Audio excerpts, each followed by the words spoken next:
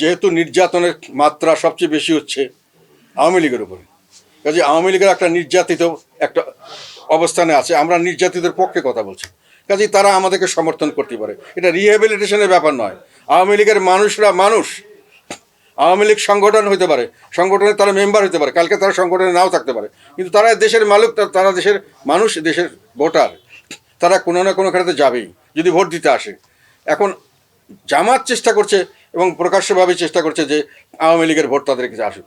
আমি যেটা বিভিন্ন জায়গাতে পাচ্ছি, বিএনপি চেষ্টা করছে যে তাদের কাছে আওয়ামী লীগের ভোট আসুক, তারা বিভিন্নভাবে আওয়ামী লীগের পক্ষে কথা বলছে, সেখানে এটাকে কোনো অপকম্য ধরা হচ্ছে না বা তাদেরকে নিন্দা করা হচ্ছে না। জাতীয় পার্টি যখন বলছে যে, আমরা তো কিছু বলি নাই, মানে আশঙ্কা করছে ওনারা আমাদের প্রতিযোগিতা যে বড় ধরনের একটা ভোট ব্যাংক আছে আওয়ামী লীগের, যেটা যদি আওয়ামী লীগ ভোটে না আসতে পারে হয়তো জাতীয় পার্টিকে দেবে। এটা অপরাধ কেন হবে? তাদের অধিকার নাই ভোট দেওয়ার? তাদের অধিকার নাই যাকে ইচ্ছা তাকে চুজ করার? তারা রিহেবিলিট হবে কেন? তারা কি এই দেশের থেকে তাদেরকে বাতিল করে দেওয়া হয়েছে? তারা তো দেশের মানুষ। আজকে আওয়ামী লীগ আছে, কালকে আরেক দলে থাকবে, তারপরের দিন তারা রাজনীতি ছেড়ে দেবে অথবা অন্য কিছু করবে। কাজে রিহেবিলিটেশনের প্রশ্ন কেন আসছে? নতুন এবং ফিরে আসা গ্রাহকদের জন্য নগদে চলছে ক্যাশব্যাক সহ প্রতিদিন হাজারো উপহার জেতার সুযোগ। হবে আশা আর ফেরা, সারপ্রাইজ সেরা।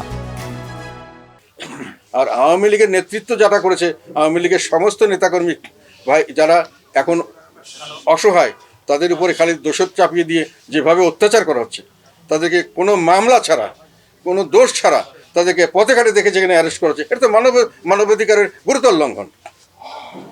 এটা করা হচ্ছে, কাজে এখন এগুলো কেউ বলছেন না।